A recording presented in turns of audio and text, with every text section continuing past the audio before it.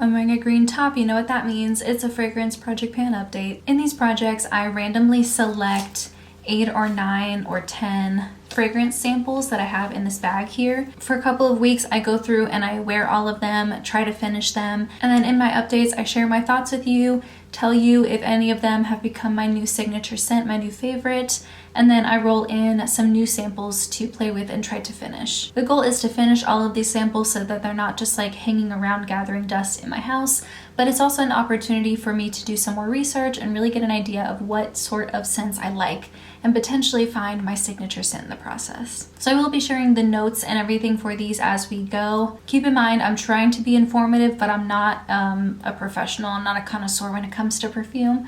So I'm doing my best. If there's anything you can teach me or the rest of us in the process in the comments, I'd really appreciate it. But I'm gonna start with the 2 that I did not like, and then there were a couple that I thought were okay, but just not for me, and then there was one clear winner that I really loved, and it's not the one that I thought was gonna be the winner. If you remember my first impressions in my last update, I thought that one of them was gonna be my new favorite. Let's start with least favorite and work my way up. First up is Aqua di Gio by Giorgio Armani. This one has notes of lime, lemon, orange, mandarin orange. It just has a lot of citrus at first, and then the middle notes are abundant. There is so much in here, and it doesn't smell that complicated for how much is listed in the notes. And I'm really not getting a lot of citrus from this. For some reason, this just left no impression. I didn't like it, I didn't hate it. It feels a bit harsh, but yeah, I didn't feel anything when I wore this. Next up is Gucci Guilty. This little mini sample has been in my life for like 7 or 8 years. It might even be older than my YouTube channel. I like the scent. I will say it does smell a bit more mature than I would typically go for. I didn't mind it, and I liked it more than I thought it would, considering that I just kind of had this idea of it in my head because it's been just around my life for so long and I could never get myself to finish it. Like, I've moved 3 if not 4 times with this. So in my head it just kind of felt like a burden, you know, and I was just excited to finish it so I could get it out of my life. Even considering those negative connotations that I had with it, I did like it more than I thought I would. But it definitely has a very mature aspect to it. It feels like I'm wearing somebody else's perfume. Okay, now these ones I really liked, but for maybe 1 or 2 reasons, I don't think that they're the ones for me, even though I think they were great. The first one is Burberry Hero. This one has a sweet, woody, smoky scent. I wasn't expecting something like that from a Burberry scent. I don't know why. I do like how that smells on me, and when I put my nose to my wrist, I could smell it, but it wasn't overpowering, so it was just a really great amount of fragrance. I don't know how to say it. Like it was something that I could smell on myself, but it didn't overpower anything. It didn't make me feel nauseated after a while. It's good, but again, I just think when I wear this, I feel like I'm wearing somebody else's perfume. This next one, I also was very surprised by how it smelled. It's called Pretty Rotten 33 from Tokyo Milk. And for having the word rotten in it, it actually smells very clean, at least at first, and then it mellows out after a while. And I don't think they make this anymore. I don't think this is available for purchase anymore because the only information I could find about the notes were that it has ambrosia apple, amber queen rose, mandarin, and forest greens in it. Ralph Lauren Woman smells really good, but it reminds me a lot of something that like my fancy cousins and my fancy aunts would wear. This smells like me coming in for a hug with one of those cousins or aunts. And so I do really like it. It felt nice to wear it, but again, it smells like something they would smell like and not what I would smell like. I am not the fancy cousin. This one I really liked. I do wish that they still made it. It's from Abercrombie and Fitch.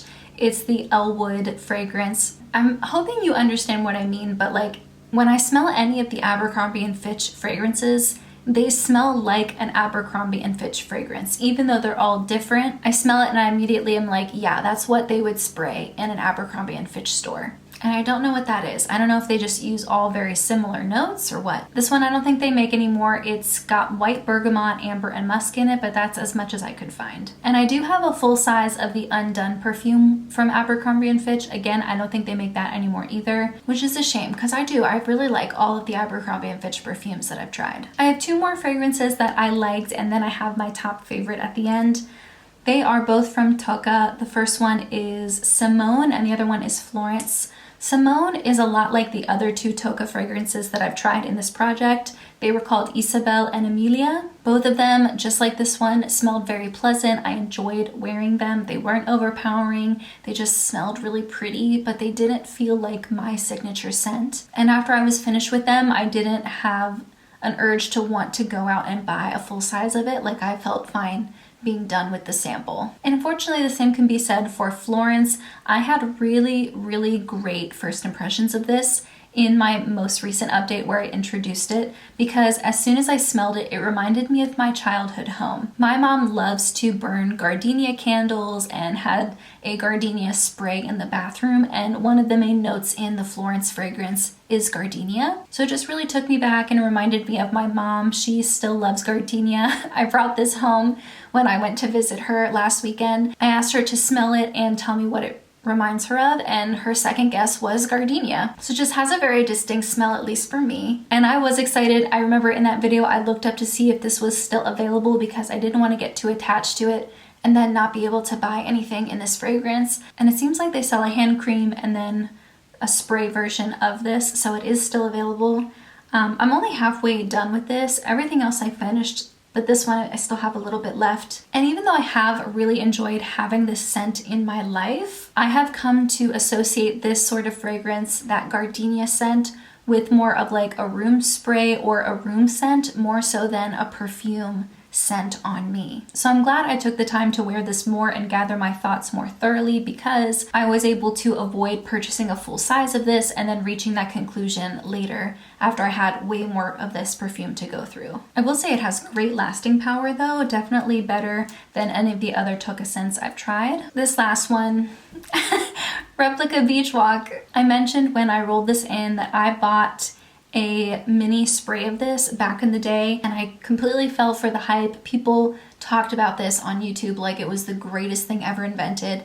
And so I saved up, I bought a like $30 mini spray of it. I took it with me to a beach vacation and then ended up being very underwhelmed by it and just being annoyed that I spent that much money on something that was literally just okay. Like, I felt duped. So my attitude towards this when I rolled it in wasn't like 100% positive. I already sort of had a not great memory attached to it, but I didn't want that to get in the way. I figured I'd let myself try and really enjoy it and see if maybe I can't find why people were so obsessed with this back in the day. And I will say I was disappointed back then, but I do like it again. I think it's very soft, but very distinct.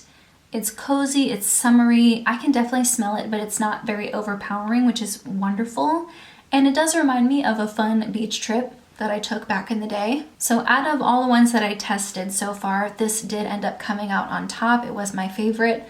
But again, I don't think this is my scent. I certainly do not need to spend more money on this. I can just enjoy the sample for what it is and then move on. I have a lot of beachy scents already in my perfume collection. A lot of things that I can wear to the beach and be just as happy. And I did want to show you in my last month's update, I didn't have the Amazing Grace perfume fully finished, but I have finished it since then. This was one of my top favorites last month, and it's called Amazing Grace Ballet Rose. So it's now that time for me to pull out some new samples to play with over the next month or so. I have 17 left in here, so I think I'll pull out 9 this time and then 8 in my last update or my last version of this video before my finale. And I'm gonna do something a little bit different this time. I have 5 Besame perfumes from a sampler set that I bought a little while ago in here, and the little bottles are small, so I haven't grabbed for them yet, even though I've already pulled out of this pouch twice. So I think what I'm going to do is I'm going to pull all 5 of them out at once, and that way I can test them out all together,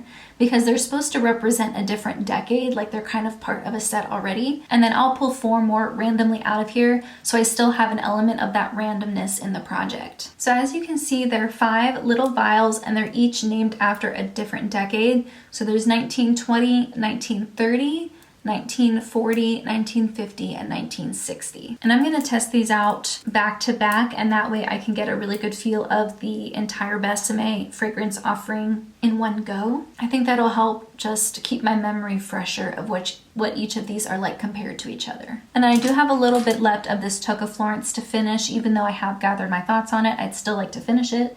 So that's still part of what I have on my sampler plate here. And then I'm going to randomly pull 4 more to work with over the next month or so.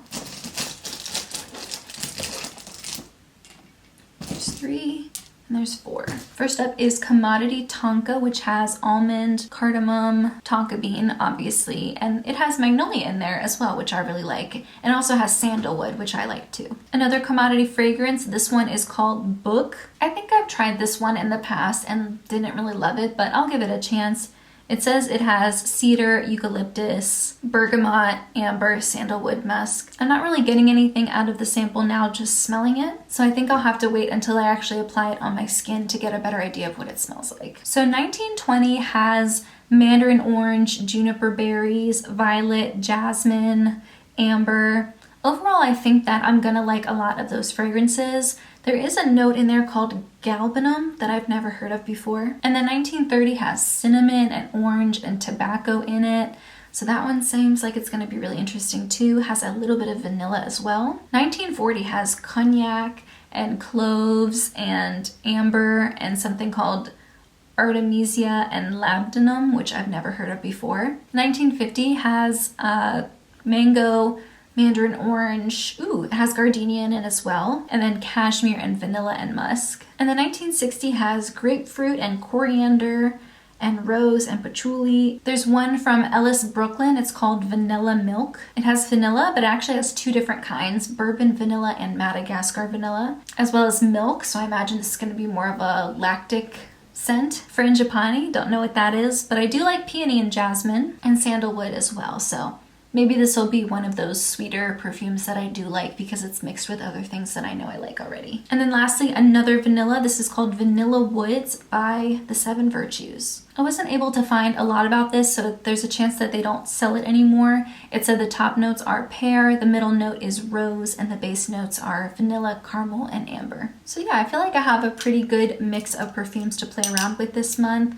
I am excited to test out those Besame ones. I was hoping I would get a few more of the Besame ones in my first 2 updates, and then I just ended up never getting them at all. I'm kind of glad not to have any full size of those Tocca samples to work through. I do have a little bit of Florence left, but these ones take so long to go through that it seems like the majority of my month is just testing out Tocca. And then commodity ones will be interesting because that's really hit or miss for me. Some of their fragrances I really love, and then some of them I do not like at all. But that's everything from me. Like I said, if there's anything that you know about fragrances, especially these new ones that I'll be testing out, I'd love for you to give me some information about it in the comments. But in the meantime, that's everything I have. Thank you so much for joining me, and I'll see you in my next video.